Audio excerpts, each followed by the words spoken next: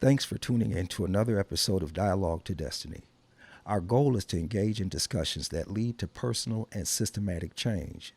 These conversations can broach subjects that some may find offensive. It is not the intent of Dialogue to Destiny to in any way offend. Our intent is to encourage open dialogue so that collectively we can all move forward.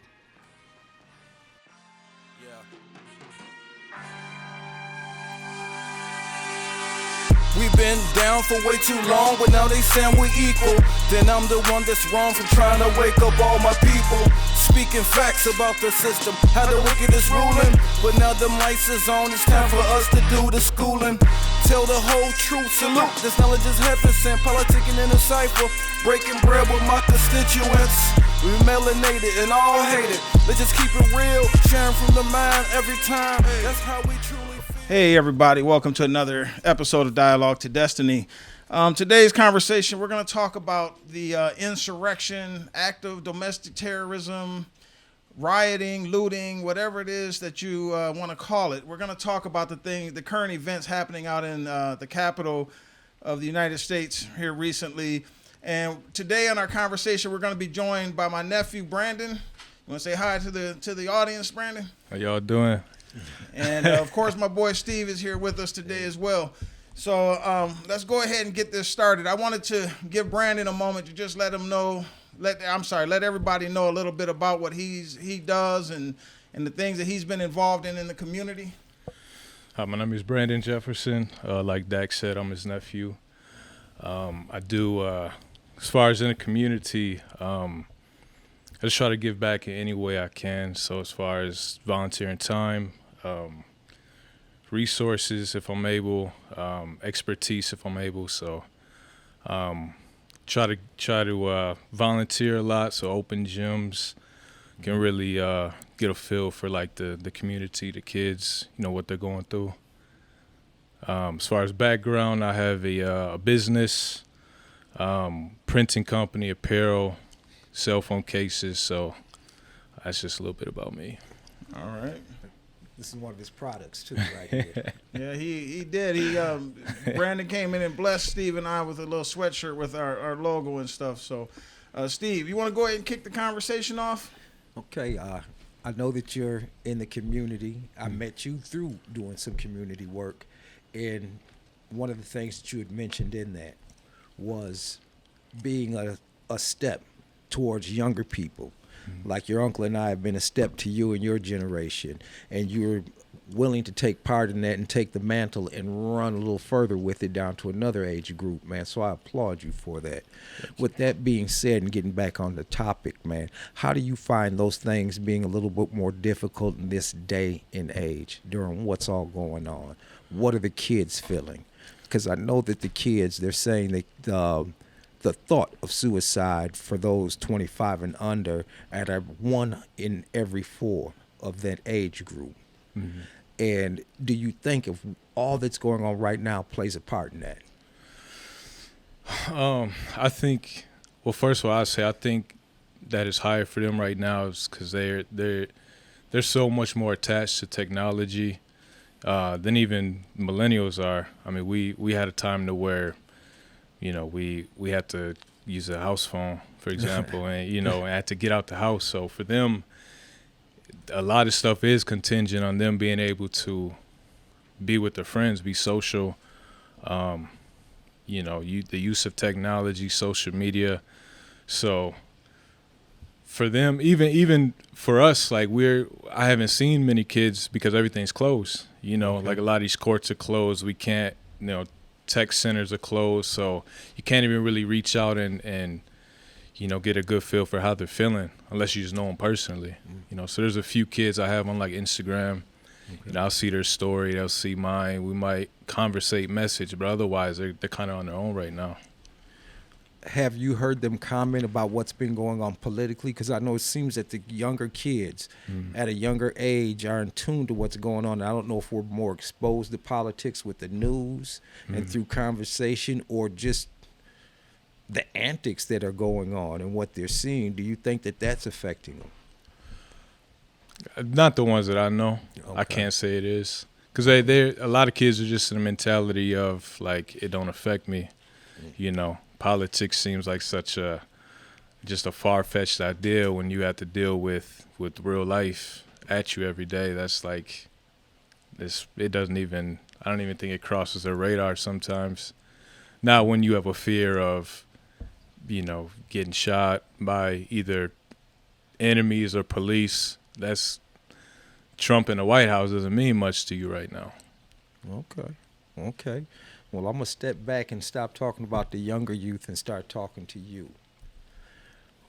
With what's going on during this day and age, and I know that you were one of the young men that kind of went to the Floyd protest to see what was going on there. And then you see what happened, a week or so ago, a little over a week ago. Yeah. And during just this time, since the coronavirus hit, since George Floyd till now, what do you think is what's going on with the society now, with politics, with communities? Where are we at? Because I'm thinking we're so off base. Yeah. And there's some other questions I'd like to ask Dack. Yeah. I can't say I'm surprised about anything that's going on right now. I mean, I think this is like, it's been boiling for a while. With the stuff that happened in the Capitol, I feel like it was destined. They told us it was going to happen. So I can't be surprised about it. As far as like the George Floyd protest and I was out there a lot. I was out there even the nights they were rioting, and man, it was disappointing. Like just being out there, it was embarrassing. Just like I'm riding down Lake Street and people are just it's crazy. It was like, wow, it's crazy. People just cutting you off to park on the sidewalk, running a liquor store, and it's just like you're just looking around. It's like none of this is for the right reasons. Everybody out here is an opportunist right now. And so, that happens. Then I turn around, you go home, you try to decompress. Then you get on like social media, and you see people praising it. Saying, yeah, burn it down. They had this coming, stuff like that. And it's just like, man, that's not the right message that we should be pushing, because none of that was positive. It had a positive impact on our community at all. And so, so that happened. Then I was out there on the cleanup, and, we're over north every day cleaning up, volunteering time, food, just anything you can. And right next to us at Merwin Liquor, you had people selling the shoes they just stole from the days before. So it's just like, it's crazy. Wow. We have no accountability, and that was a good moment for us as the black community to hold ourselves accountable, and we dropped the ball. Yeah. I agree with you, Brandon. That's a good observation, Dack. Yeah, I agree 100% as well. I don't feel like, I was very disappointed, man. I drove through and saw some of the the destruction and mayhem that followed those protests, man. And I was disappointed too. But when you think of, there was hundreds of years of frustration built up, man. And then when you see what's happening currently with these insurgents that are just storming the Capitol, taking over. Insurrectionists. They're just going in and doing whatever they want to do, inside the Capitol, and you see the response of the police officers and the security guards. Man, it was almost like like they were apologizing that these people even had to bother coming out there. So when I look at both protests, when I look at what resulted from, and it's not just George Floyd. You talk about you going back decades and decades, man, of black people going to the streets, tearing stuff up in their community, burning stuff down. When something happens to someone in our community, so I've watched that, and there's a part of me that understands it, even though I don't really necessarily agree with the looting and just the blatant destruction. It's hard for me to say that I blame them, because when you look at those buildings that were burning, that got looted in the community, and this is in all cities across this country. Those are businesses that have historically extracted from our community. They really don't. Most of the people that own those businesses don't live in our community. Most of them don't have anything to do with our community other than coming in from 8 a.m. to 6 p.m., whatever hours they have, and extracting from our community. So maybe if they had a more vested interest in helping to promote and build the community and had a better relationship with the people that live in the community, some of this stuff won't happen. I mean, what do you think about that? Well, I say, just to speak to that, people protesting on Lake Street and pretty much Hiawatha, they drove all the way over to 26 in Lindale and broke into Studio 23. So they drove all the way over there to loot a minority-owned business. You know what I mean? Yeah. So it's not like, that's why I say the people out there looting, they were just opportunists. And don't get me wrong, I'm not gonna sit and make excuses for people, but we're sitting here looking at people breaking in, taking pictures of highly secret documents in the Senate chambers. Yeah. Kicking in windows, defecating in the hallways of the state capitol. Wiping poop on the walls. I'm gonna get graphic. You know what I'm saying? They're in there just doing all of these things, and all I'm saying is the responses, I think, what bothered me the most. Just the fact that, for one thing, they weren't prepared. Another thing is when they were in a position where they were confronted with these people that stormed the Capitol, I almost felt like they were apologetic to those people, man. I watched plenty of footage that was taken at that thing, and I just didn't understand how it was that these officers were in there so calmly negotiating with, pretty much begging these people to leave the Senate chambers. Yeah. So I guess what I'm going to is the issue of how the response would have been different if that was a Black Lives Matter protest. How do we think the Capitol Police would have responded even prior to the protest? Do you think they would have built the force up a little more? Do you think they would have called in the National Guard before all of this? Oh yeah. That's been proven. That's been proven. I know, but what I'm saying is why is it that, because I personally feel that historically the people that look like those people that stormed the Capitol have historically been the people that the world should have feared the most. Okay? It's not people that look like me and you that have gone around the world and literally destroyed cultures and taken land. So it's somewhere in American society, we've been sold this bill of goods that it's the black man that we should fear. It's the Muslims that we should fear. But I see it. I actually saw a guy actually praying, and one of the insurgents sitting there praying in the Senate chamber. But these people call themselves the Christians and the patriots. They call themselves all of these adjectives that one would think of somebody that's noble and good. There's something that you hit on, and it was the ban against the ban against people from Muslim countries coming in and building the wall. And when I found out the gentleman that's rubbing elbows with the congressmen and the senators and, at him and at them on these different web pages and things and communication between them and the platform that they used at all the attendees, if I may use that word, that are on this gentleman's website, that riled up a lot of these people that went to the Capitol.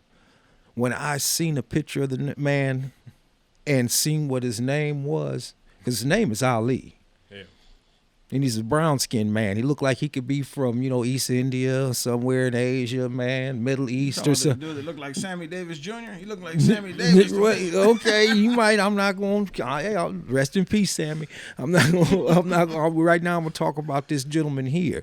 Now, the group of people that are behind the president that have put the ban on people who look like this gentleman. I'm not saying where this gentleman is from. I'm just going by the optics, y'all. where he's from, the people that have been supporting Trump, these types of bands, and the way these same type of people have treated people like Ali when they've seen him in the street or seen him in the grocery stores or seen him driving down the street, the way they've treated him, for him to have their ear in such a way that would send them against their government and their people like that amazes me. Well, It amazes me. It amazes me that somebody was like, that would be like that. And it almost sounded like you said entitlement, it was inbred in some people, thinking that it was okay to go to other lands and steal cultures or crush cultures and steal lands or whatnot. I don't know. But I think there's been a growth of entitlement, an encouragement of entitlement from, let's just say, from the time that I was trying to be elected for president when I was screaming fire, to the fires that I helped start from Charlottesville all the way up to George Floyd and dropped hot embers in between, to setting this inferno and saying this election is wrong. Now, these are the same people that are so worried about the election and the integrity of the election. Where were you in 2016? And during all the investigations that proved that all 50 states were tampered with by Russia. Now, this is in the paper, on the front news of newspapers. None of the information that you guys have, other than the fact that it's been erroneous, is on the front page of the paper. You're right. But now this patriotic value comes up. This is where I think the entitlement comes in. Because you couldn't get votes overturned. Because you thought that would work. Because it has worked in the past. Because you had to understand, Georgia, the 12,000 votes he asked for wasn't a big stretch. Because 2 years previous, they overturned 53,000. Okay, let's go back a little bit further, man. What are some of the other things that have gone on that don't make sense, man? Just going things unaddressed, man. The lies about the coronavirus and not having any backup vaccine and stuff. And then you would fight, tear up a country, try to tear down a government for somebody who's averaged 21 lies a day since he's been in office, including weekends. This man has told over 30,000 alternative truths, falsehood, undeniable claims, and straight out lies. Over 30,000 in 4 years. And you think it's okay to behave that way for somebody that's been proven wrong that many times and say that you're doing it for him? I don't believe it. What do you really want? Yeah, that's the question. What do you really want? Because it's not politics at this point. What you got to add to that, Brandon? Yeah, that's the thing I wonder too is, that's why I always say trying to play nice with the opposition and come to an agreement and love, it just seems so far-fetched. It just doesn't seem obtainable anymore. When how many people voted for him, 72 million Americans agree with his points of view, is how can you change those people's minds? It would just make more sense just to just to separate at this point. Well, I've addressed the issue of separation. I mean, I got something that I've been kind of and I've been talking about this for a while, but and I do, and I'm gonna put this out there. I do, as much as people may be shocked by that know me, I do see an end to just systemic and just widespread racism, and it's because of what's going on right now. See, I know Steve and I were talking the other day, and Steve said, well, this is the catalyst. See, I don't see this as a catalyst. See, because a catalyst is something that helps to start. It's the igniter that gets things going. This is something that's been going on. Donald Trump has almost created he's almost opened people's eyes. He's opened it up to the racism, but I think in a unintentional way, he's opened people's eyes to the end of racism too. Let me just give you a little bit of history and the way I kind of see things. A little over 150 years ago, we had the freeing of the slaves, right? So we ended the brutality era of racism. Just the brutality. So for 100 years following the end of slavery, black people in this country were pretty much living in an apartheid state. So we were still living under segregation, still living under rules that made it impossible for us to realize the American dream. So then you had the civil rights movement that came in the 60s. And that changed the rules, that changed the laws. So all of a sudden, a black person couldn't be banned from eating at a lunch counter. You couldn't say a black kid can't go to this school. So they did change the laws, but they didn't change the heart of the man. See, and I think right now this country is in the heart phase. I believe that this country is at a place where, and in order for your heart to heal, there's got to be a little bit of pain. And Donald Trump has brought that pain. And what I'm seeing now, when I turn on the news, I'm seeing white Republican senators, congressmen speaking out about systemic racism. Speaking out about, because what needs to happen is, instead of it being a fight between black and white, we have to invite our white sympathizers in on the fight with us. And I think that Donald Trump has invited them in. Because you have white people that are overtly speaking out about how this has to end and how this has to change. And I really truly see, and as much as a lot of people aren't excited about Joe Biden and Kamala Harris, there's a lot of black people that just don't. They're kind of, just apathetic about. It just doesn't matter to them either way. Joe Biden is actually. I've been thinking about this a lot. Joe Biden is actually the perfect person for this, because you look at the cabinet that the man has put together, and you look at the fact that Joe Biden, his whole career, he spent healing wounds. That's what Joe Biden is. He's a consoler. And that this country needs a consoler. And I think Joe Biden is perfect for it. And I do believe that, and I know that a lot of people are going to disagree, but I believe in the next 10 or 15 years, these people that storm the Capitol, they're going to be in such small pockets of people around the country. You're always going to have those groups that are there because they can't get past their own hate. But they're most of them are going to be isolated, and they're going to see. And it's not just being isolated from the black community or mainstream. They're going to start getting isolated from their families, because people. I'm seeing where kids are putting their own parents on blast. You know what I'm saying? Yeah. They're putting their own parents on blast for attending that Capitol insurrection. So when you start to see that even this is even infiltrating families, things are going to change. And it's almost like a glorious day to me, because I look at it too, though. That happens, but at the same time, you look at those Capitol riots, and you got 15, 16, 17-year-old kids there who are just starting this racism in their lineage of their kids and their grandkids. So it's almost like it's never ending. You know what I mean? It's you have kids that are getting to learning to understand the truth, and to see everybody for just being human or whatever. But then you have kids who are holding on to that racism. They're not letting go.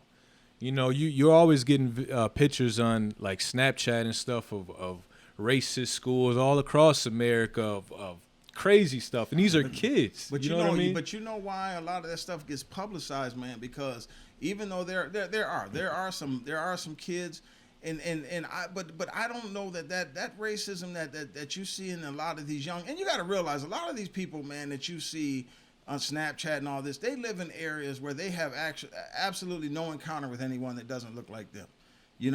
But so you're I'm not saying that you're gonna always have it, but all of this systemic racism with police brutality, all of the things that I, as a 53-year-old man, have seen and encountered in my lifetime, I do believe it's coming to an end. Now, I'm not gonna sit here and say that there won't be small pockets, but even those kids that you're talking about, I'm telling you, they're gonna find themselves more and more isolated.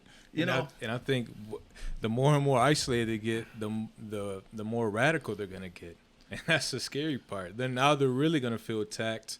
Nobody understands us. Let me go out here and kidnap a senator.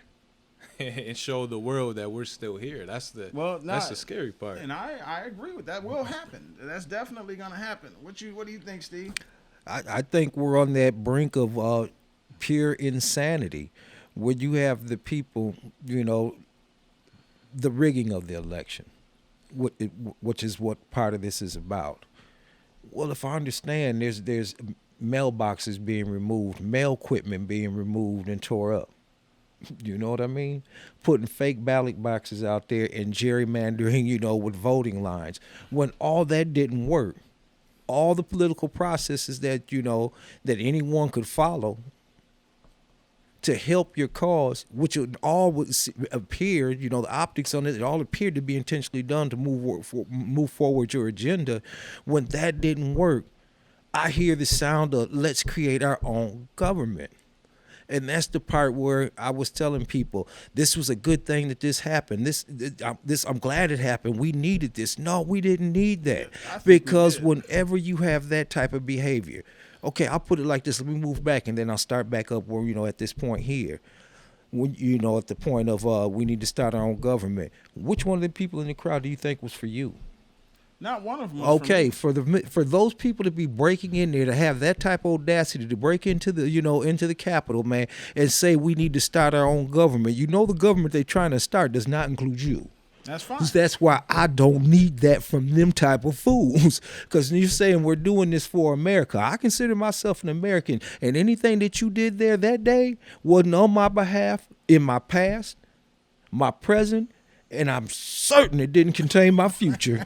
That's why I'm saying I don't need that type of behavior, man. And we need to come and sit at the table, at a healthy table, man. I don't see how you could be that far gone to where you're listening to somebody where you're trying to lock the rest of his family out, where they can't even fly in, but he's got your ear to tear up your country.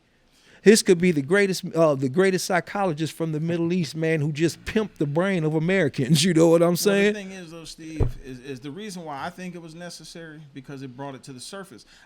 We would not have people that I'm seeing speaking on this.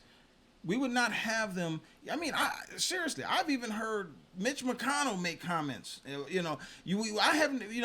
When you start, sometimes you have to have the pain in order to realize that you're healed, that you're feeling better. Mitch McConnell has changed it into the creature that he needs to be to survive in his political career. No. See, when he thought he could say, because remember he was quiet at first, then he jumped straight on the bandwagon because hey, we got some momentum here. I think I think this dog's gonna hunt, man. I'm gonna ride with this one for a while. Right. Now that gets down here to the end. Now everybody's disappointed. No, and then, excuse my French, but they're that punk in Oklahoma talking about, I didn't realize this was what we made. Come on, man. Even when I hear Joe Biden get on there and do speeches talking about, this is not what America is about. I don't believe that. I mean, for people like me and you, this is what America's always been about. It's always been about conflict. It's always been about white people's angry faces yelling at us for no reason, whether we were walking down the street or whatever we were doing. So I personally feel like this is what America has always been.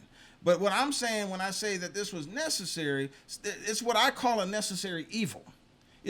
Am I saying that I support or agree with anything that went on there? No. But what I do believe is sometimes you gain sympathizers by having people witness firsthand what goes on. See, because they can't continuously come to us, Steve, talking about how our protests are violent. They can't continuously come to us talking about the things that we do, are almost animalistic. When these people are walking through the chambers of the Capitol, wiping feces on the wall. You see what I mean? So that's trifling. So how does their arguments that we're this way hold any weight when we're seeing firsthand what it is that they're doing? I mean, I do. Sometimes I'm going to tell you right now, for me, it's not a black or white thing because people are going to be people. It's the tribalism. It's the tribalism. It's the tribalism that affects the brain and the thinking and the mob mentality. Because it doesn't take much at that point to feel included, to want to feel included, to want to be part of something that has some momentum that's bringing you forward. However, this wasn't it. And I don't know how they thought it was. You know, the one young lady walk up in there, no, let me stop being nice. She wasn't a young lady. She was an old bag walking up in the Capitol talking about, let me see the votes. I want to count them.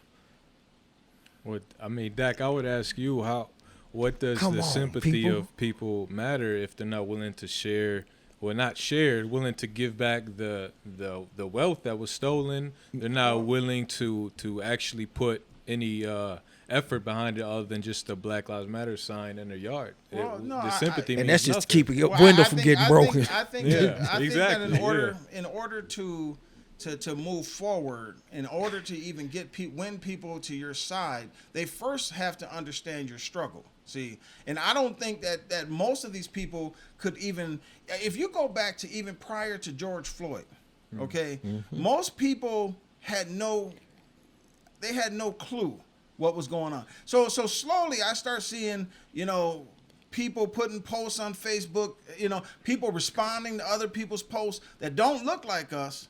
And I'm like, man, I never would have guessed that this person felt that way. Who wouldn't know that though? Huh? Like what rock have you been under? We're not having the conversation. When we talk about our plight, when we talk about our struggle, you got to understand, to other people, it's us complaining. You see what I'm saying? It's us complaining. So when people get to see, at least from my perspective, when people get to see and understand, hey, you know what? Maybe these things that my black friend at work has been telling me all these years goes on in the black community. Maybe he wasn't just blowing smoke like I thought he was. Maybe that stuff is true, because now I'm seeing it. Now I can understand why black people, even the CEO at the company that I used to work at and that Steve still works at, he was doing a speech one time in front of they got these groups at AT&T called employee resource groups. So it's just different, different interest groups. And he was doing a speech one time, and he was talking about Black Lives Matter, and he said something like he had one of his best friends is black, and he said, if I were him, knowing what I know about him, I would be so angry. I would be so angry, to know that I'm treated this way simply because I'm black, and I had, from that speech, man, I gained so much respect for him because he sees it now. A lot of you'd be surprised at how many people just don't see what it is that we struggle with. I feel like you just walking around with your eyes closed if you can't sympathize with somebody else. Like you're not looking. You're not aware of the world. I'll say, when like, you're on top of, when you're like my fish in here, when they're on the one on top of the tank, he probably doesn't know the catfish on the bottom that's cleaning up his poop. This might be a good example. I'm not I look at people who might come here, sneak into the country from Mexico or from Cuba, wherever. You come here illegally. Not talking about the ones from Europe that just overstay visas, but the ones who are looked at in a negative way. That's not me, but I can sympathize and I can understand why you would want to, and I can understand that this is a better situation for you. I can so I look at people who don't understand white people don't understand. You know why you have that empathy though, Brandon? Because you're part of an oppressed group yourself. See, if you live just like someone like Donald Trump. Donald Trump has spent his whole existence on this planet living in privilege. Okay. Yeah. So he doesn't understand. He doesn't even understand the white people that are willing to go into the Capitol and put the rest of their life and their freedom on the line for him. He has no comprehension of what these people deal with. But so the fact that he's lived in privilege his whole life, it doesn't even permit him to see the struggles of the people below him. See, there's three things that you hit on. One of them was when you said, I didn't know my friend felt that way. See, we got to be about what this says, dialogue to destiny. Yes. So that means that hints towards there's a lack of conversation going on. That lack of conversation comes from two things.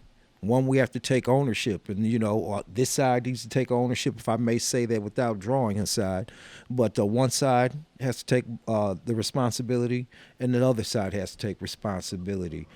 there's a thing that when you want to have that type of conversation, the conversation that we're having right now, white fragility kicks in. I don't want to hear that. I'm not to blame. You know who they listen to, though? They listen to their families. Okay. Well, anyways, we're going to get back to the white fragility, why we can't have the conversation. Because it's a tough one to have. I didn't do it. I don't know how to approach the conversation, but it's a necessary conversation to have, where we got to sit down, put on our big boy boots and big girl boots, man, and sit down at the table and have the conversation. Another one is when we have that conversation, it can't be black expiration, being exasperated. Where we sitting down at the table, I'm so exasperated that I'm just that the conversation is like that. The conversation is got to be had earlier, where this person doesn't feel so filled up that they're dumping, and this one doesn't know what's being dumped because they really can't comprehend. One of the ways in the past, unknowingly battling that, and I think I had some good results, was when my daughter played AAU basketball and all the different teams and stuff. First, it was the girls from the neighborhood used to come over and spend the night. And as she joined other teams, she'd made friends that stayed out into the suburbs, and they would come spend the night. And my daughter would go spend the night at their house. Mm-hmm. So my daughter would come home and talk about, Dad, they had a boat, they had this kind of car, they had that kind of car, they had jet skis. We went up to the cabin, we had, they did this, we did that, man. Oh, it was so much fun. I'm sure we came down here, we had all kind of fun, but it was a different kind of fun. We were listening to music, dancing and stuff, and I'm sure she went home, she said, gee, Mom and Dad, they didn't have nothing. You know what I'm saying? They didn't have nothing. But the good thing about that was the reaction we would get when we would go to the different games. Well, they see my bony little dark-skinned daughter running across the court, man, to hug this white woman and this white man, and the crowd stop and look at them. And, of course, man, you got sweet Polly purebred, this little white girl with blonde hair and blue eyes, man, his daughter running across the court, and she's hugging me and my wife. And the people get this odd thing, and then they go back and smack hands, man, and then go to two different teams, you know what I'm saying, and play the game and play their sports. See, that was my way of handling it.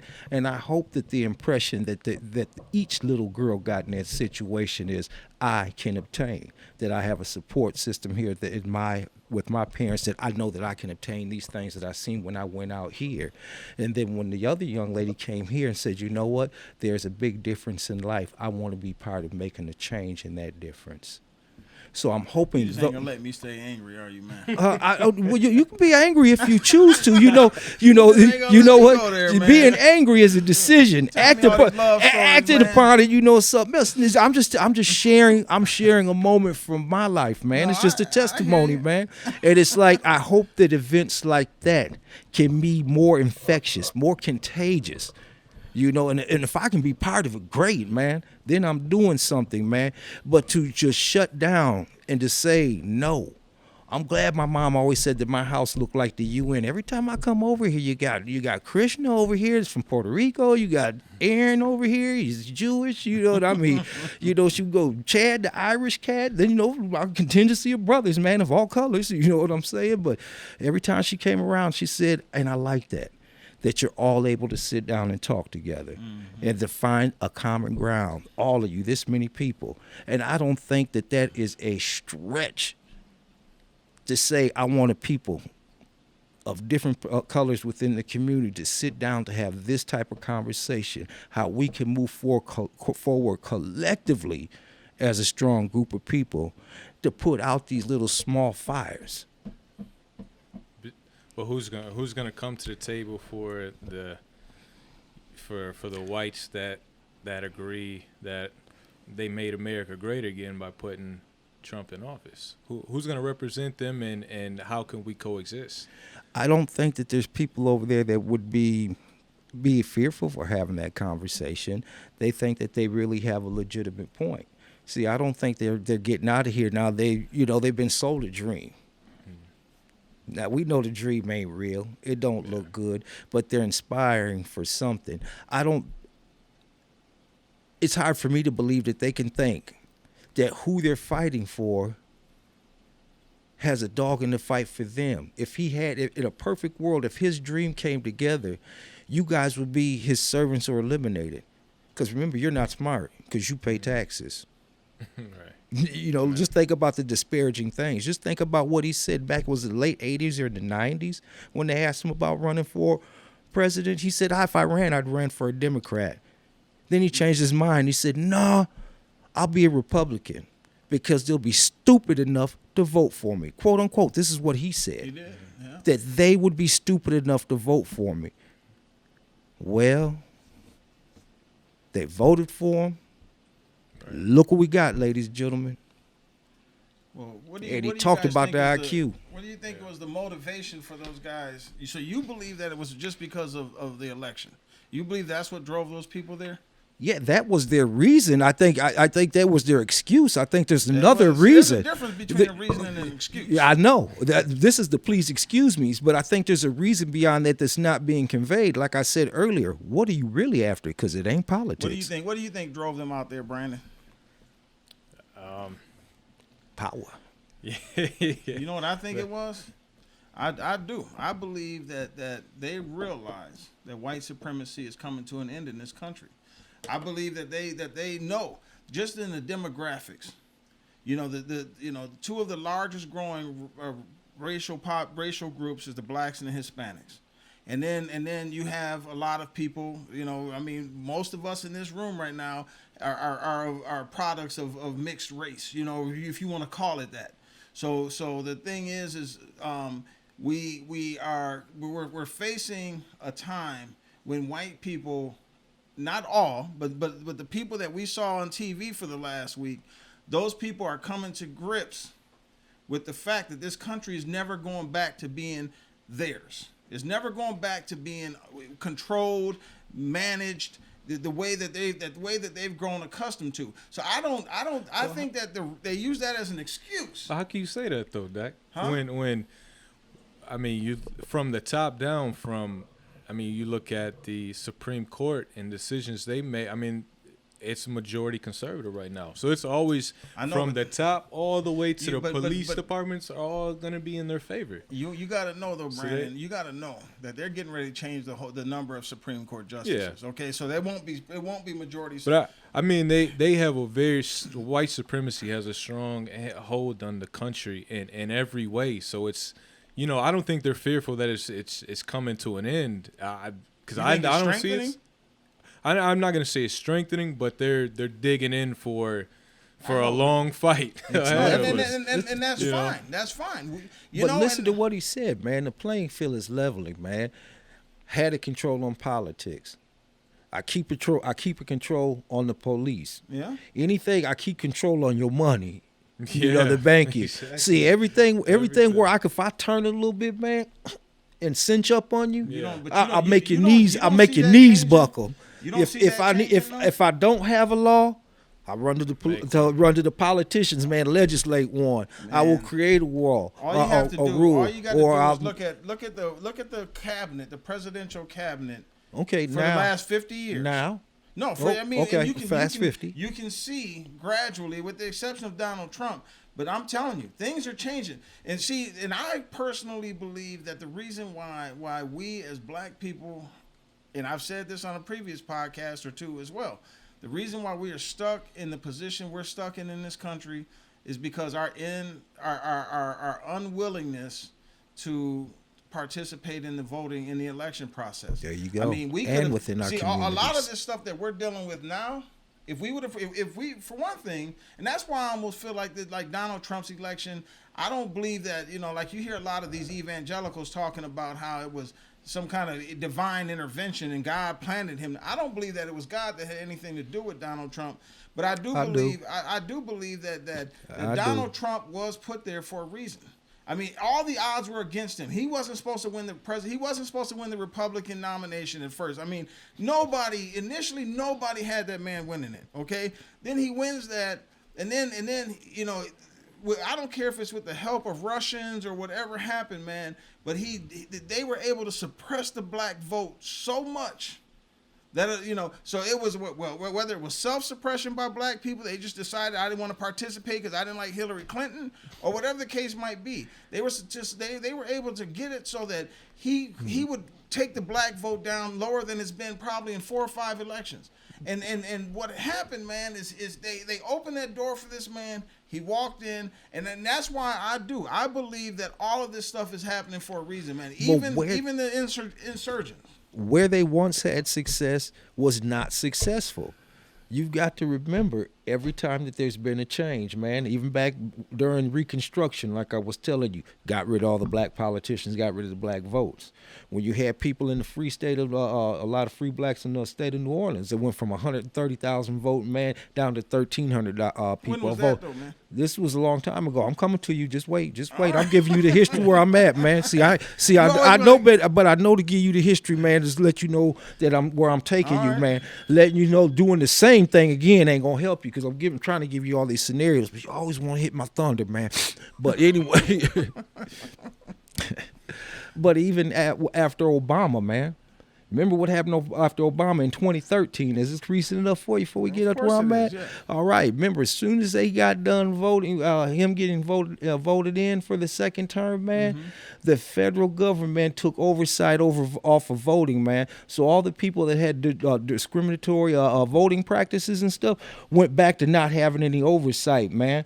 This is where over 66% of black people had voted, man, in that election, man. And the gerrymandering and redrawing of district lines for voting lines, man, it went from over 66% of black folks voting, man, down to 23%. See, it was another one of those types of moves. See, this here is what messed them up this time, yet with the rigged voting process election, was trying to get rid of the equipment, man, the mailboxes, trying to get rid of the machines and stuff they had, which they had tore down, melted, and destroyed. Now, the government tears down stuff, man, and it sits in warehouse for years, months, years, before they get rid of it. But this time it gets destroyed right away. Then you got fake ballot boxes and stuff out there, man. And you go to draw the Department of Motor Vehicles, man, and overturn 53,000 votes. See, there was no thing that he asked for that was really out there in everybody else's opinion, man, that didn't indicate that he was trying to steal it. My thing is these people buying into it with all the evidence. Now, they want evidence. There were 61 court cases that were overturned, man. When is enough is enough? When is it enough? See, that's when you tell me it's not about politics, because the political game was played on the field that you created, man, and you got outplayed. That goes back to being outplayed, man. And after being outplayed, what did you do? I'm going to just go and upset the apple cart. I'm going to try to turn everything over. I'm going to try to steal the government and do it under the guise. I'm doing this. I'm a patriot. I'm doing this for American people. Man, if you were a patriot, you would have sat down and you would have looked. Is this the country I want? And am I going to put my effort into creating it? You're making my point, though, as far as I'm concerned. I can't tell. Because what it is, Steve, what you're talking about is past elections, man. What I'm telling you is when black people vote, we put people at the table that represent our needs. Now, if we're absent from that table, Steve, they're gonna all those things you're talking about, gerrymandering. We want to make sure we cut out that little area. But that's blocking you from getting to the table. Huh? That's blocking you getting from the table, because a lot of times you don't know the lines are That's why these people were going to the polling place that they've been going through for years, man. All of a sudden you can't get there. And then when I go to the place that you tell me to go, man, now my records are messed up. See, your participation's got to be greater than their cheating. Okay, your participation. Okay, listen. I'm gonna blame that though on the Democrats as far as 2016 goes, because the way they played Bernie, I mean, all millennials were behind Bernie. They get to the convention and they cheated Bernie. So they created that issue themselves. Bernie would not have won, Brandon, and Bernie wouldn't have won this election. He wouldn't have won this one, but he would have won in 16. I'm gonna tell you why he wouldn't have won, man. Is because Bernie Sanders he has the right message. I'm a Bernie Sanders supporter, and I hope that a lot of what he stands for finds its way in the platform. It will through AOC. It will, and I hope so. Now, but Bernie Sanders is the wrong messenger, man. He has the right message, but Bernie Sanders is he's no different than Donald Trump. He gets he gets easily irritated and angry, lashes out, and I'm telling you, man, that's a turnoff for people. Even on the left, I mean, there's a lot of people on the left, like your grandmother. I don't think she would have liked Bernie Sanders because it's gonna be a turnoff for someone like her. But and that's my whole point though. You might lose some people, but you're gonna gain so many more young supporters, young voters who are ready. We're charged up. We want to get out there and vote. We want to bring our friends and cousins. Like, we want to support you. Okay, you know but what? when we don't want to support you, it's gonna be like Hillary. You know what young people need to be doing is right now, young people need to be pushing, using their influence to push Biden's agenda and working on finding a way to infiltrate Biden's cabinet and get things done that way. And if Biden doesn't do it, if he doesn't do the things that the young people see as important to them, then you have to find an alternative. But you don't stay home and not vote. Yeah, no, I that's my whole point is, what are we gonna do in 4 years if we come back to the table? We did our job, and they haven't done their job. Well, we got to give But them this is going back to and let me finish this out, man. About not voting, it's about changing the rules. It's about slanting the football field. It's about moving the goalposts. See, when you go from over 66% down to 23%, man, it has a lot to do with those things that you've done. It's not about participating. It's about taking the ability to participate away. That's what it is. No, I can't tell you, man, let's play tennis and then blindfold you. I understand. And I give you a racket. See, that's what's being done. See, when you change the rules, man, and you send them from point A to point B, and you get to point B, and they say we have no record, or they're using the Department of Motor Vehicles to overturn votes, it's not that you're not participating, it's that they're cheating. Flat out. Okay, well, you know what? Stop labeling people bad, man. Like the thing that happened in Georgia with the Senate races, Steve. The reason why them senators won, our side won those elections, is because our votes, our turnout was greater than their cheating. Because they were running their mouth, their eyes were on the election. See, wasn't nobody watching back there when he flipped 53 votes. But we're talking about going forward. Maybe what Stacey Abrams has been able to do in Georgia will be nationwide this time. So let's breathe breath into that. I've been trying to breathe. No, you said they were sitting on the behinds not voting. Let's breathe breath into that. That's where we breathe life. You know what, Steve? That woman went down there and registered millions of people in breathe Georgia life that into were not registered, that did not vote. So they have some responsibility and culpability in that too. Go, Stacey. That's right. Go, Stacey. Well, we nominate Steve to be our Minnesota representative for a voter turnout for I'm gonna tell 2024. Are you sure? Because I'm sure they'll be there lined up, man. But they'll have knots on their head and rubbing their behind. Because I ain't playing with you, man. That's just the Democrats. They've got to move toward. They've got to move further towards more liberal. Because right now, trying to stay moderate and the opposition is far as far right as it can go. You're not going to get anything done. Mm-hmm. So right is wrong. The Democrats are just too. They're soft. I mean, they want to play fair. You know what I mean? But the Republicans are not playing fair.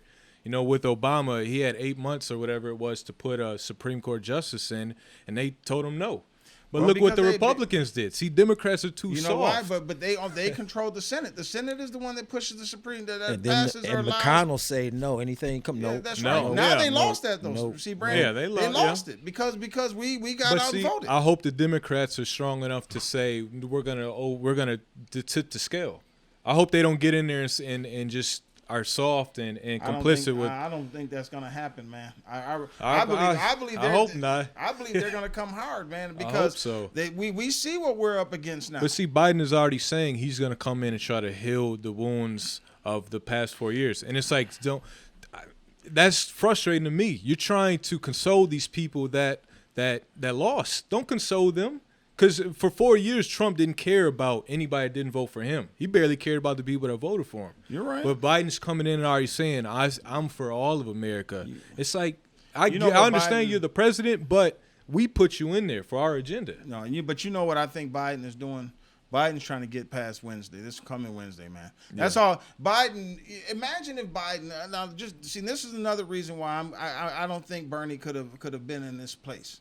Because imagine if Biden was giving speeches talking about, hey, we don't care about these people. But that's what I want to hear. Imagine what would happen. What would be happening in this country, man? What we saw in our city and in Seattle and Oregon and all these other cities across the country. That's what Trump has been telling us for 4 years. I understand that, but Bernie ain't got nothing to do with this. I personally want someone that's going to come in and at least try to get to a place where, you know, let's get in office first, man. He's not even in office. Give the man. Let him get in office. Let him get seated. Let him put people in place that are gonna, because Biden is gonna listen to his advisors, man. So he's gonna have people in place that's gonna talk about issues. You know, I believe wholeheartedly that for the first time in this country's history, the issue of reparations is gonna be on the agenda. I believe that. You know, now whether it gets passed and accepted is a whole different thing. But I believe that we're gonna hear them talking about that. See, and so we have to accept things as they happen, man. Instead of, you know, yeah. I mean, I hear Biden saying, and it's frustrating to me to hear him saying, "Oh man, you know, I want to come in and work with the other side, and you know, I've worked with McConnell before, and he knows how I am, and this and that." I understand that, man. It's very frustrating after we've dealt with 4 years of the devil. Yeah. I fully understand that, but right now the main thing is this man's got to get past Wednesday. Once he gets past Wednesday, then we can start holding him to account, because I just think he's just trying to keep peace right now. I mean, imagine if that man takes office, man, and the cities across this country are on fire. Well, then what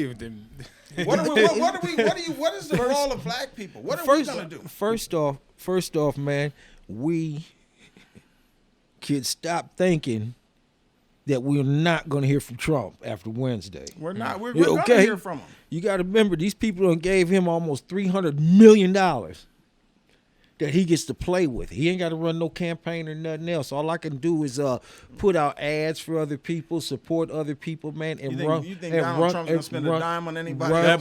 His base is going anywhere. Right. They're strong. To push somebody, none of the money's his.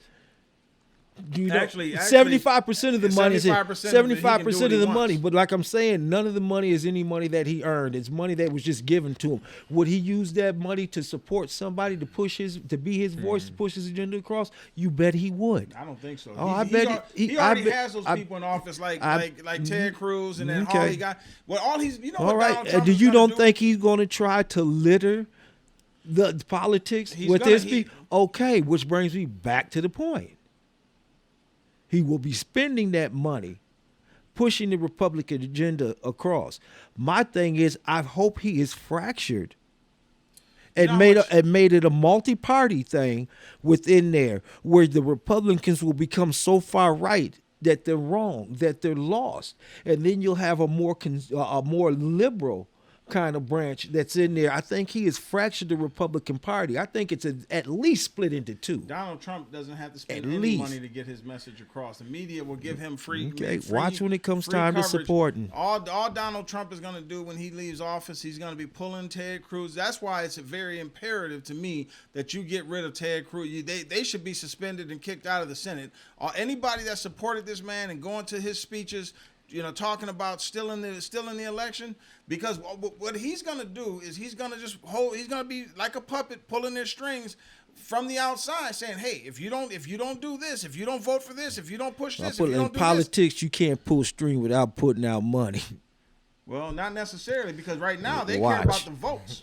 They know that Donald Trump supporters, you know, all he's got to do is call for his supporters to not vote for that person.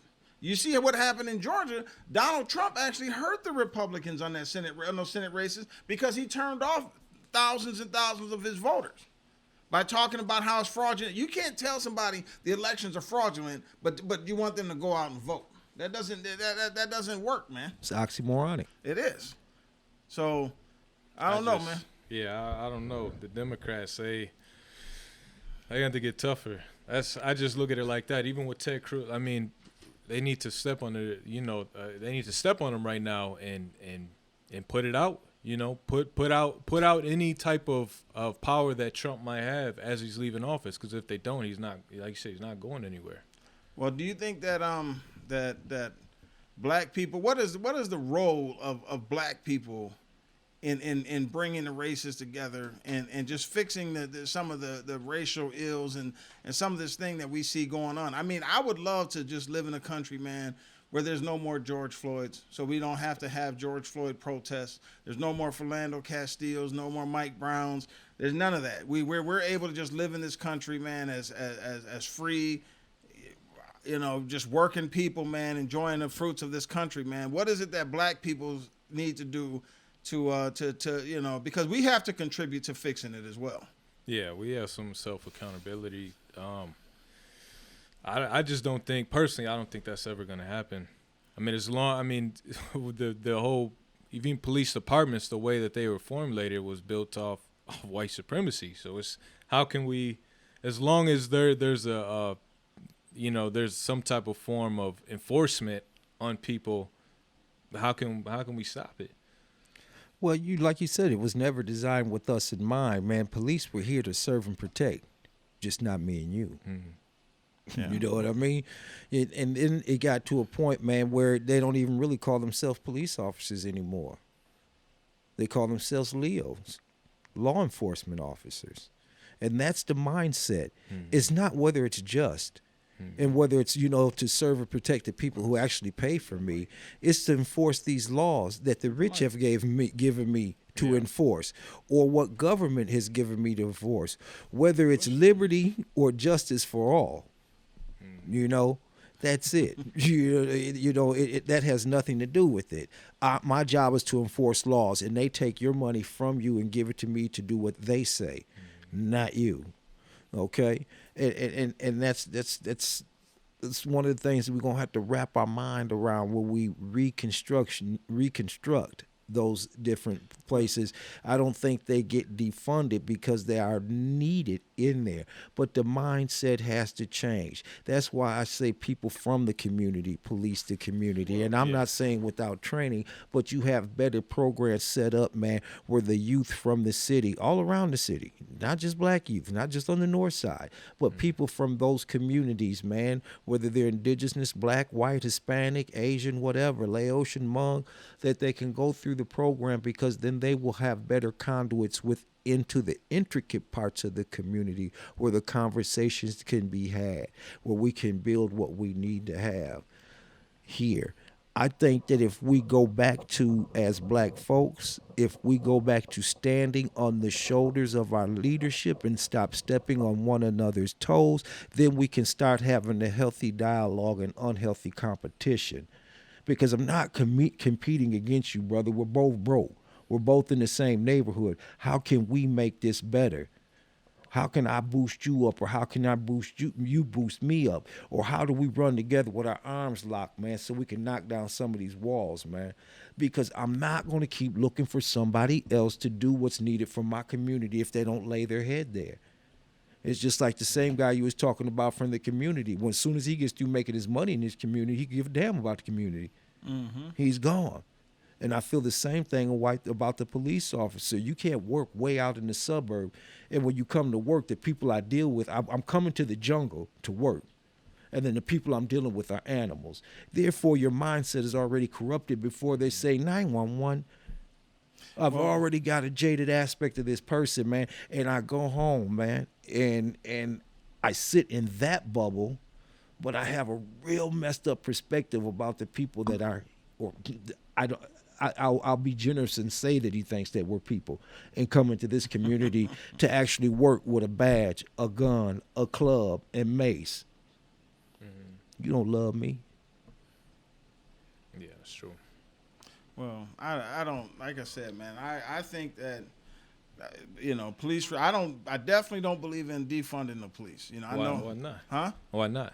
Because I think that the police are a necessary function in any civilized community. It's one of them necessary evils again. Yeah, Well, how do you look at defunding though? Because I mean, a lot of people look at it differently. Well, I than what understand. would you consider. Well, to defund something means you're taking money away. Now, do I believe that they should reallocate money, or do I believe that they should? I agree. That they should reduce. Maybe look at how much money the police budget is, or how much of the city's budget the police department is sucking up. I can understand them reducing, but when you talk about defunding the police, man, like I said, I know that when I'm in a situation, and believe me, I have absolutely no love for police, but I know that when I'm in a situation where I need police attention, I want to be able to call the police department and say, hey, there's somebody that's trying to break in my house.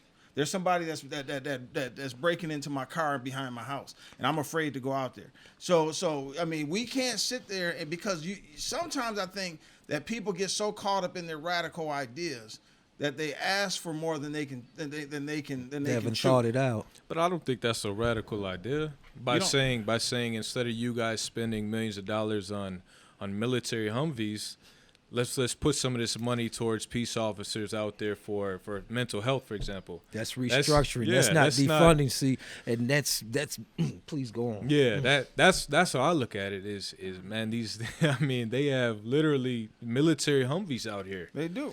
At these protests, and they're cops. They're not the national guys. So it's like that costs millions of dollars that we paid for. Well, the U.S. military usually donates that military. No, they buy that. They put it on sale. Well, I'm telling you, a lot of it is donated from the U.S. military. When they go buy new Humvees and buy tanks and stuff, they do donate them to cities. Here, they bought it.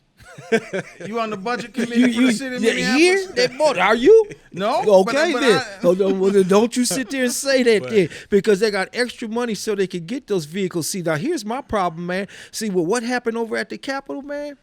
When Black Lives Matter showed up, they had air draft or wash coming down off helicopters flying over, man, riot gear, fences, and everything up on the other side of Lafayette Park, man. But on this side, and military vehicles out there. Police, military vehicles out there. See, this is my problem, man, because I seen those here. I seen those in Missouri with Michael Brown. See, I seen that. They pulled that in Washington. I didn't see him in Washington not until this weekend. That's because they were protesting. Right. See, but what that tells me, when you bring that type of equipment out with 50 caliber mounts on it, armored personnel carriers and whatnot, armored Humvees and whatnot, you're telling me you're not going to serve or protect me. I'm ready to enforce them laws. Well, why would I need that type of equipment if it's something lawful? See, I know I'm fixing to do something or behave in a way that's going to have people rise up. Because I know that I'm doing something unjust. See, this is why I say there's a lot of things that they change. See, we the people form a more perfect union. It wasn't the politicians and the police officers. It was we the people.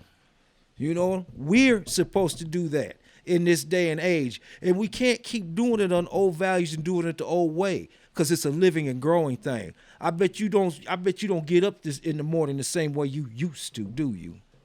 We can't approach this thing the same way we used to. I also think too, even community policing needs to happen as well, and it started to get built, since the George Floyd situation, but needs to be a more organized. I won't say a militia, but we need to have trained individuals, just like the 3%ers, like the Proud Boys, these groups that are ready for conflict. We need to be having the same thing, because as Black people, we're so anti-guns, anti-violence. Like, the difference between these white militia groups that you see today and Black people is Black people are reactionary. You see what I'm saying? We're not proactive. See, and if Black people were more proactive, whether it's even in their own community, to reduce crime, which will reduce conflict with police officers, because they won't have the need to be present at so many places. Yeah. I mean, there's things that we can do in communities, so that I think we would be able to, to reduce a lot of the issues that we see happening. I mean, it's all, to me, man, like, and I hate to even, I mean, I'm going off topic here, but like last time we were talking about welfare and stuff. And you get people that get offended by me talking about welfare is like I hate welfare, okay? And it's like black people we've accepted that part of our existence in this country is to just deal with so many of the negative ills in our community. Negative ills, like it's just natural for me to send my 10-year-old son 2 blocks to the store, and he's got to be asked 5 times if he's got some money from somebody that's high on drugs or something. It's like, and see, so when you see these white insurgents and these people, that's what they're fighting for. They're fighting to keep this country keep what happens in our community from stretching into their community. I know, but you can't have it both ways, man. My thing is, you can't complain that I'm on welfare, and according to you, the growing populations of Mexican and black folks, man.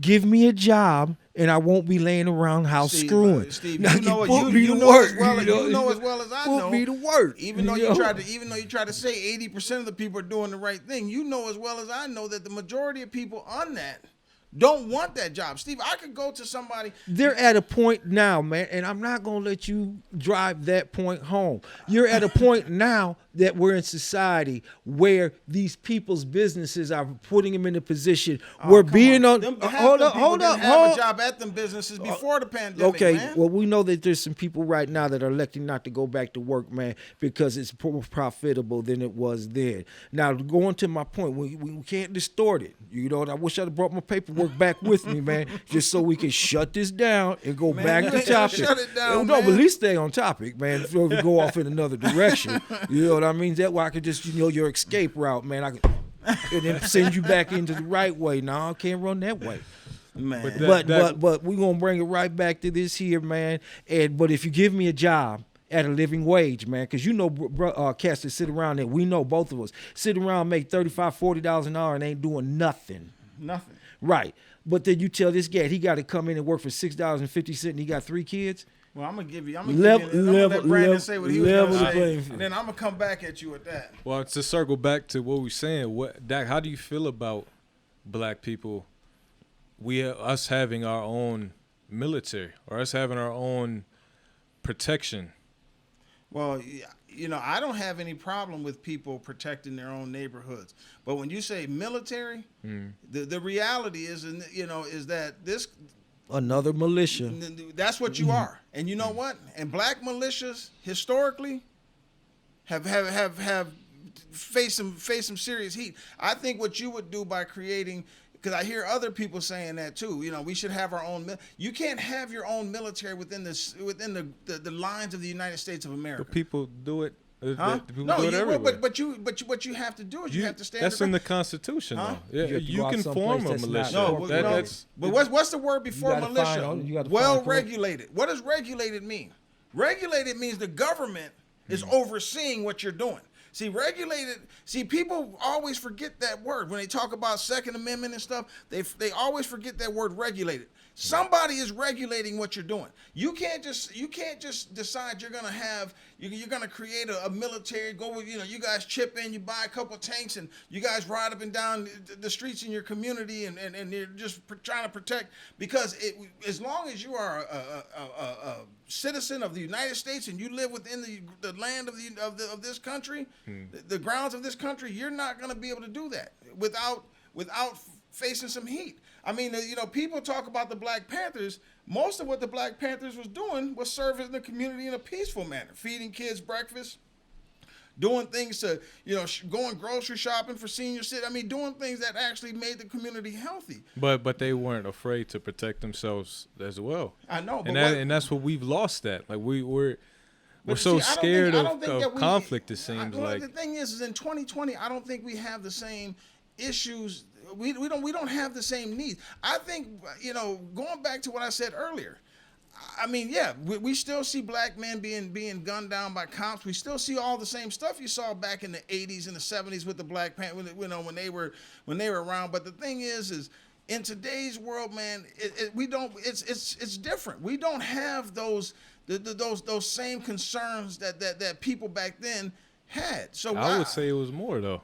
I mean, you have even more white militias that are saying, well, "I'm ready for a civil war." If anything, we need protection more Brandon, now than ever. back in those days, man, you being a black man and me being a black man, I couldn't just freely walk anywhere I wanted to freely walk. I couldn't just go sit down in a restaurant and decide I'm going to have breakfast or lunch and expect that no one was going to say anything to me or do any, or even give me a funny look. So we don't have it the same way. But I'm not saying that's a bad idea. I watch like documentaries like on the 3%ers, and every month they're training for an entire weekend out in the woods with Humvees, with flashbang grenades, with military tactics, and while we're just like, well, trying to be peaceful. But why not get our people? Why not get our community to a place where we try to fix some of the ills that we know are within our own families and within our own community. Instead of, I mean, if we can get rid of the rampant drug use, the rampant drug dealing, if we can get rid of black folks driving down the street just indiscriminately shooting and killing kids sitting in their house doing home, if we can get rid of that stuff, yeah, then we're gonna it's gonna fix itself, man. But those all have like socioeconomic roots. You know what I mean? It's deep. I mean, like Steve said, jobs. Give me a job where I can support myself. Yeah, I mean, I feel like it starts from education. I forgot to go back at you on that. See, when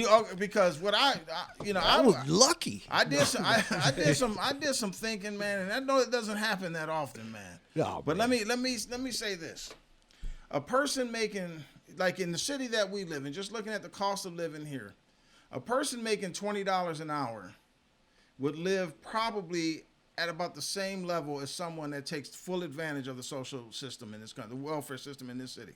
I'd like to see the math on that. Well, I'm gonna tell you, Steve. Now I'd like to see the math on that one. You know, I had a lot of property. Yeah, right? but I'd like to see that one. $20 welfare. What does a person with 3 kids get for We're not gonna do check? math They're gonna today, get about $700 a month, right? I don't know. Well, I'm just okay. And then Section 8. If somebody has a $1,500 apartment, but they're all their income is the welfare check, they're gonna pay about $100 a month in rent. Where you working, you're going to pay the $1,500. They're going to pay about $100 a month. They're going to get food stamps that are going to pay for all of their food expenses for the month. They're going to get medical insurance that like you. What do you pay? $200 every 2 weeks for health insurance? They don't have that $400 a month cost. So when you factor that someone that's working for $20, $25 an hour is living no better. If you got a family, you're living no better than someone that's sitting at home on their butt doing nothing. That right there should make you feel sick, because it's very easy to do the math. Very easy. Well, what's the solution though? The solution is what I was saying a minute ago. Is let's talk about. Give me a paying wage, a living wage job. I just told you. I think your math is off on the $20 an hour job. I mean, Steve. $20 an hour is $800. Okay, all right. You're gonna bring like home this. about $1,300 every 2 weeks. Okay, how much is minimum wage here right now? $9.25 is I it? think it's 15. No, They raised the 15. or it's on a tiered, so it might be 15 right now. Yeah. Okay. Well, the same thing is $20 an hour is decent money, and you can live off that money. You can live off welfare too. Right, but you're taking one person with 3 kids. Hopefully we got 2 people that are making that 20, 25. That ain't the case though, Steve. They don't want the dads living in the house with the kids on welfare. The same thing is that person can work and get assistance, man, and make it with that $20,000 or that $20 an hour, man. You can, if you got enough kids, man, you're gonna get some assistance. You're gonna get some food stamps, man. Stop making it look bleak, man. See, it's all you. The way you sound is you advocate for it. Advocate for welfare? Yeah, this is what you're advocating, doesn't it? Because you're saying, oh, no, you're not going to get $20 an hour. You might as well sit on your butt because you're going to live better. Well, okay, because that's what it sounds. It might sound that way to somebody that's not listening to the entire message, Steve. No, but that's what I'm saying, because you're saying the $20 an hour job, that is a good start, man. I ask anybody out there that's on welfare, will they take their $20 an hour job? See, what I think, Steve, welfare shouldn't even be an option for you, okay? It shouldn't even be on the table. Let's get back to subject. Let's get back, because we had this one before, man. And if you know what I'm saying, you keep saying I think. Now I don't brought paperwork, man. I don't pull data, but it's still my belief, man. And I'm one of those, man. It can't be a belief. This is facts, It can't man. be a theory, man. But at least I bring you some paperwork, man. They got actual facts on it. What do you say? It's a lie. Steve, like I said, man, I can type any question on the internet, man. The way that I want to frame type that one question in. is going to determine the data that I get back in return. But at least type one. I do type. Type one. You know, I type this one here. You know, when it comes to the insurrection, I have to wonder why more people out there aren't being charged with the U.S. Code 2384 seditious conspiracy.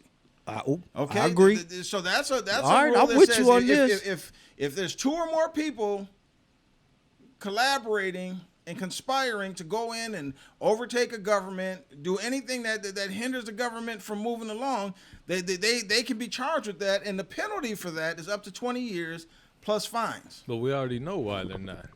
Why aren't they? Well, the whole structure of the judicial of just law enforcement in general is built to benefit them. So why would they charge them? It was off-duty cops there. It was out of uniform military there. They're not gonna charge them. Well, it's time that we look at it was built to protect them. Because the fact that they have to sit there and vet all of those military people that are out there protecting. But that's what I mean. You're vetting the military who gave an oath to protect the country, and you have to vet them to protect. Biden on Inauguration Day, that in itself should be they shouldn't be in the military. That says they should. They shouldn't be in this country as far as I'm concerned. All in its own. But the Army, all the branches of military, they're full of white supremacists. They're full of Nazi sympathizers. They're full of it, and it just shows. I mean, you have women that are raped and dumped behind a base and nothing happens. Like it just shows that it goes so much deeper than just than what we think. It's built on that. That's what I mentioned. What was it? Show or two ago. It's built on that's why I say race. White supremacy. You don't think racism is ever going to go anywhere? It's almost like the base layer, and it's we'll never reach the bottom. Like we might as well just go build over there.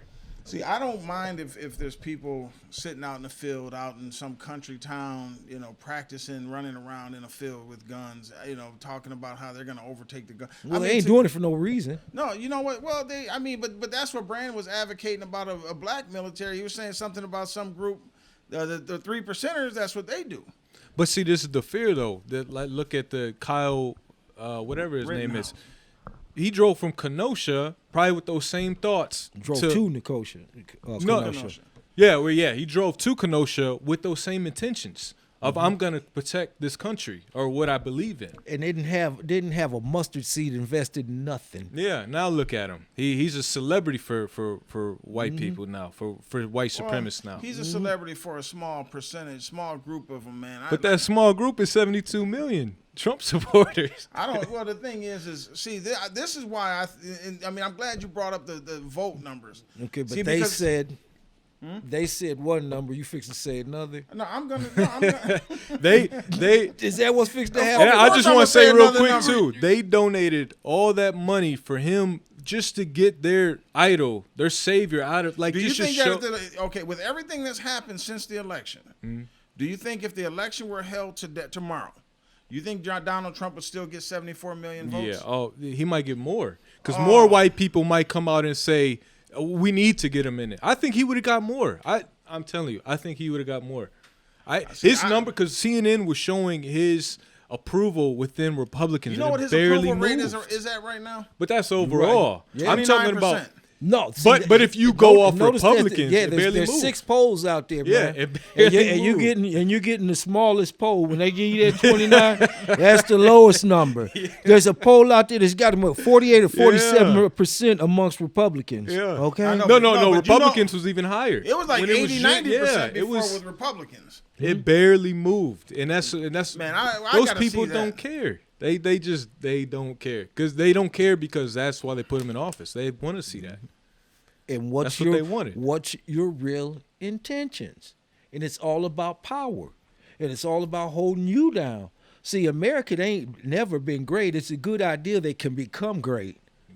So, anytime that you want to say it was great when there was more comfort now, was only for you. I mean, more comfort then than now was only for you, not for me. See, what I'm hearing for you saying, I want to push you further down, back where you were, and keep you there. Mm-hmm. And that's what I see with everything that's going on. You fools don't learn how to vote? Well, let me change the game. Yeah. Well, we're gonna have to see if that happens, man. I mean, I like I said, I do believe that because of our participation in this election, I think that the rules are going to be changed to create a more level playing field going forward for all elections. Now, What if they don't though? What if they don't? Well, but they will have to if the demographics in this country are changing so drastically that is unreasonable to think that it won't have to become more favorable for us.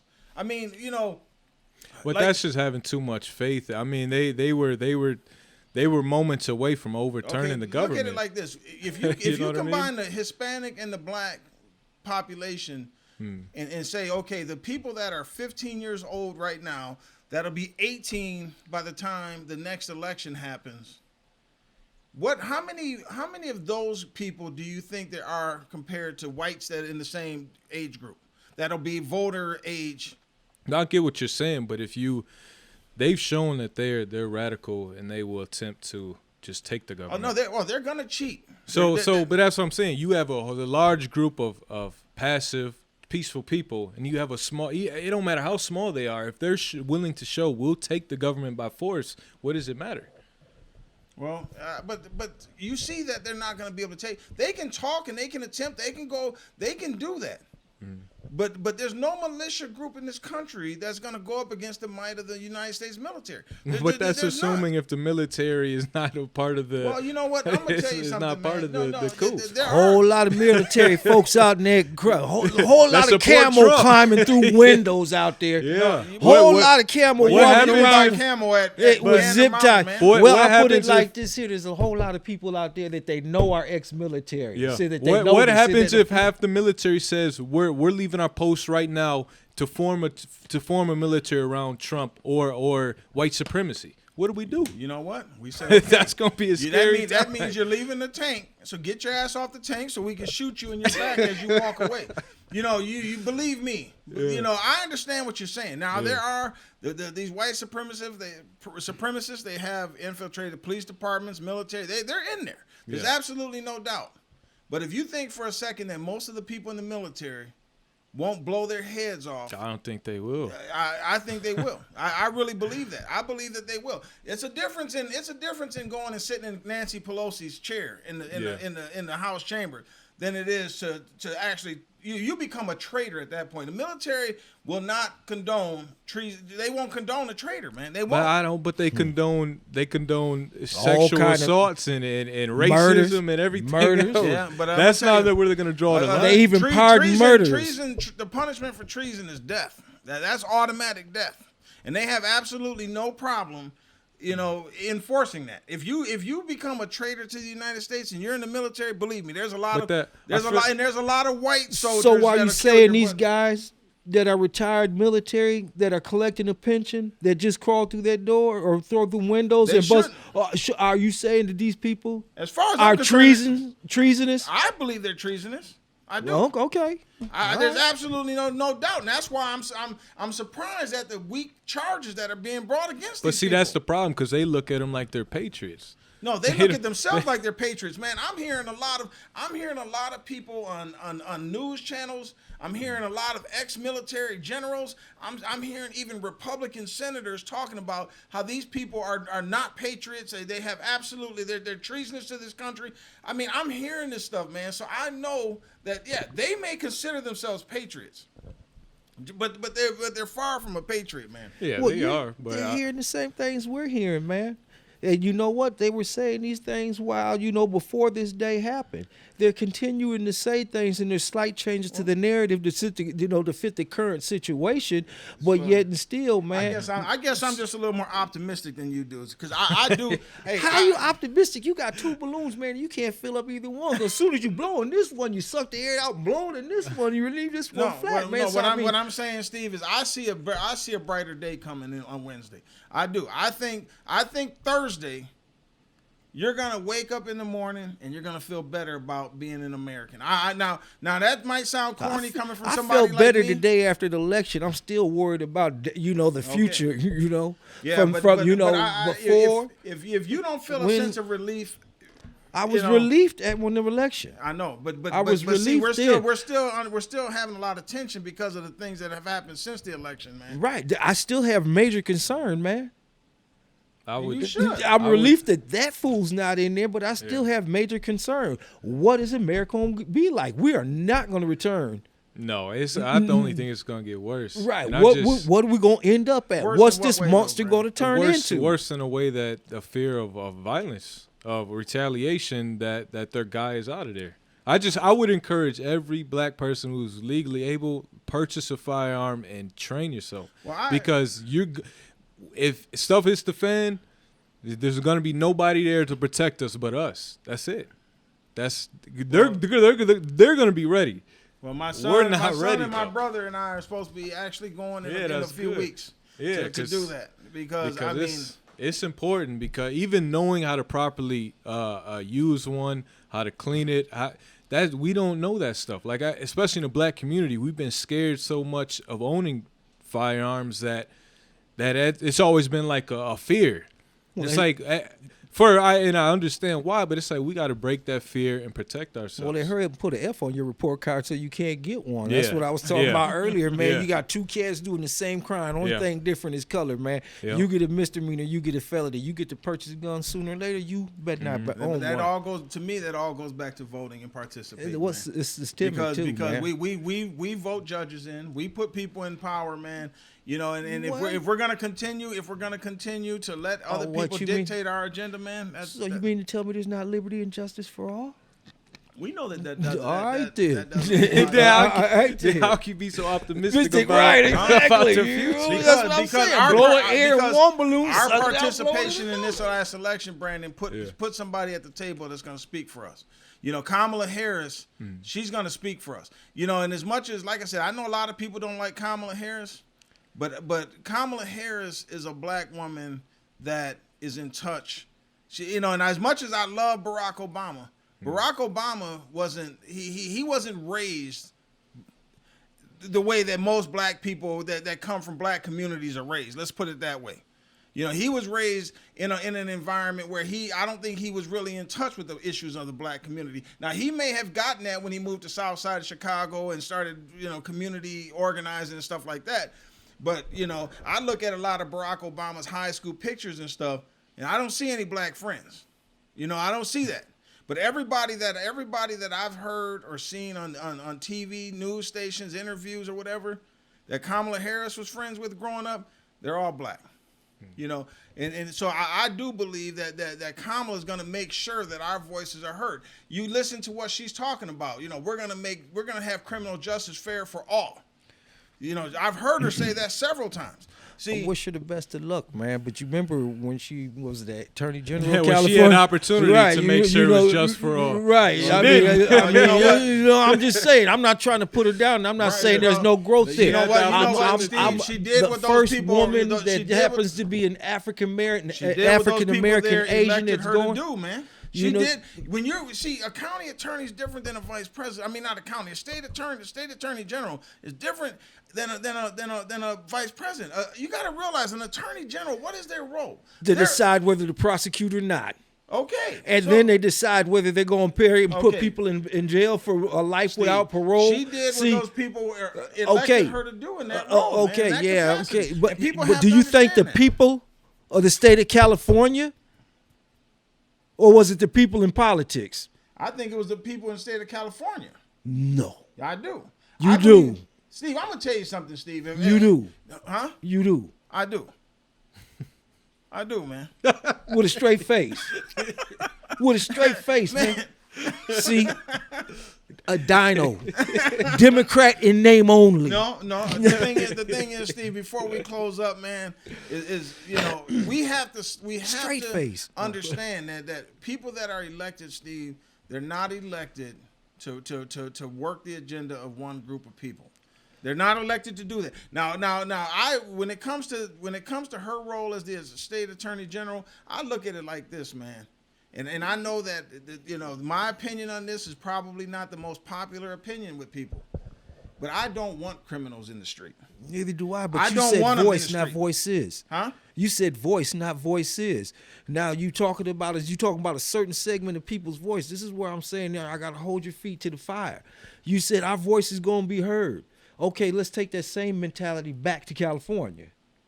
Our voice, we're going to be treated fair. Who voted for her, There's though, going to Steve? be, it's going to be justice. Well, you don't vote an attorney general, do you? Right. I think they're No, elected. that's Oh, it's elected. That's yeah, it's elected. elected. Okay. Anyways, to get back, no matter who voted for, okay, because they see, hey, you know how we are, man. Your eyes are as brown as mine. I'm gonna give you my vote. We ain't even took the time to look at the agenda. So let's not sit there and say only this group of people voted for her. California put her in. And just the same way the people put her in here. Now you're expecting a voice to be heard. The same way these people thought a voice was going to be heard. Well, And you know what? I guess they Yeah, I whispered know. too soft in some occasions. I know that I've heard. So let's I know just that keep I've heard it real. Kamala on several occasions say that she wishes she. I'm could talking about she could have handled situations out there differently, man. We see it on paper. But she could have. Huh? She was there. You had the opportunity. She right coulda near changed there. course. Because she went to a historically black university, right? Yeah. So you came already with these values when you went to be attorney general. Why Equipped. didn't you use it there? Don't leave and then say, "Well, I wish I could have See, did one it." thing You I had the know. opportunity. This goes back to what I was telling Steve about his data. See, one thing I know is people. If you're focused on the things that you don't like about someone, you're gonna highlight them. See, we don't know the positive things that Kamala Harris could have done for the black community out there either. We don't know that because black people are too focused on saying, "Hey, these are the things she changed the incarceration rules." Look at her and she- cases. That's the proof. No, but there could have been so many things because from what I heard is she did a lot of things after a lot of those cases too to reverse and change the laws as well. I mean, one of those questions came up in one of the debates, and I don't remember exactly what it was, but she addressed that. So we don't know what positive things she could have done for the community either, man. Well, one thing when I look up my data, I look up that I agree with and what I disagree with, because I'm gonna make sure I be prepared for you.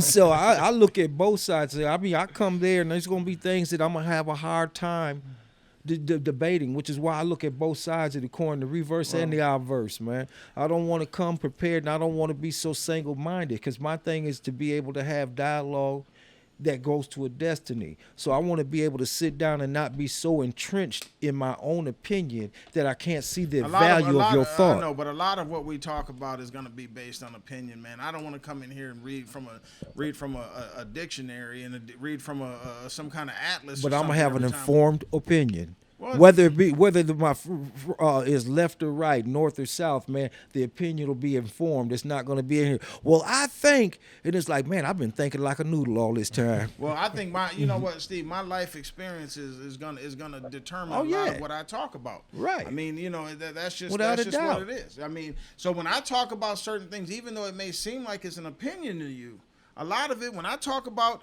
things like whether it's real estate or whether it's rent That you how know much about. rent, I'm talking from something that I know firsthand. So it's not that I'm just putting out an opinion. Because see, like I said, I don't want to come in here, man, and just read. If you looked at this law that was established in November 1962 that reads this way, that's, Right, you should. Huh? You should. Why should? Because if it's something that is affecting you, man, you got to figure out how to dismantle it. How did they erect this law? How do I rebuild it, restructure it, or make it compatible for me? How did it get in play? I don't care about the date it was incepted. Of inception. Well, I need to know what went into it, how man. How is that law affecting me, and what is it that I'm going to be able to do to change it, to not hurt me the way that it's hurting me? So that's what I don't care about all the nuances of you got to know those type of things, for man. Me, no. What I want to know is what's the name of the law, what it is, and how can I get rid of it? And what went into enacting this law? What were the things that went on society? What was the mindset? Where were we at in society? Would that be important to you? Yes, because we got to know what went into making the law. Just like 3/5 human. It's just like 3/5 human for black folks. What was the mindset? Hold up. What was the mindset going into the law? See, then you have to go back. This was the mindset that was going on when I want to change this over. See, that's why you have to go back. If it was in 1932, man, if you're in 1932 Berlin, man, what was the mindset that brought the Nazi Party about? I don't think you need and to how know do all I that keep how do I keep that from know what the happening now? mindset Because it was, sure looks like it, smells like it was what's going on right now. No, I hear you, man. It's all good, man. I'm feeling you. All right. Don't tell me what you're not going to do. I bet you're going to do it now. No. Well, I do things the way I do it, man. You know. See, sometimes. Well, I'm trying to be in. Like you keep telling me, man, keep it organic. That's organic, ain't it? It was real. I'm over here sweating. You keep telling me we shouldn't rely on the white man for stuff, and then you go to the first thing you do is go to the white man and get his information. Now here you go. Now you get his information. I go out there and get the information. See, education isn't white or black. See, when you go out and get information, it's not white or black, man. Especially when you cross-reference it, man. Don't ever do that, man, because you might get somebody who needs to research something and he'll think it's white man's information. Don't do that, man. All right, Don't man. poison knowledge. All right, man. Don't you ever do that one.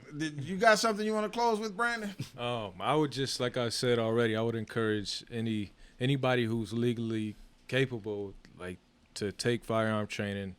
Get a firearm, get ammunition, because it runs out. So whenever there's a spike in craziness going on in the U.S., the ammunition is out. So get those three things and just be ready and able to protect yourself and your family if you need to. You got something, Steve? Don't do it again, man. No, I'm playing. All right. Well, I guess that will conclude another episode of Dialogue to Destiny. I think we had a pretty spirited debate today. There's a lot of stuff going on in this country. I'm hoping that things can get better. I know my two participants today, see things a little different than I do, but I do. I see the country moving forward. I'm hoping that I'm right on this, and these next 4 years will be good for everyone. If you like our conversations, please like us on YouTube. Subscribe to our page. We appreciate you guys listening to our show. We know you have other things you could be doing with your time, so we don't take that for granted At all. So I guess that'll wrap it up. We appreciate you guys. Thank you. Peace. Yeah, that was good, man. I don't know how you tried to circle around the welfare, man. Welfare? Welfare got nothing to do with this shit. He said, I'm going to take one more run at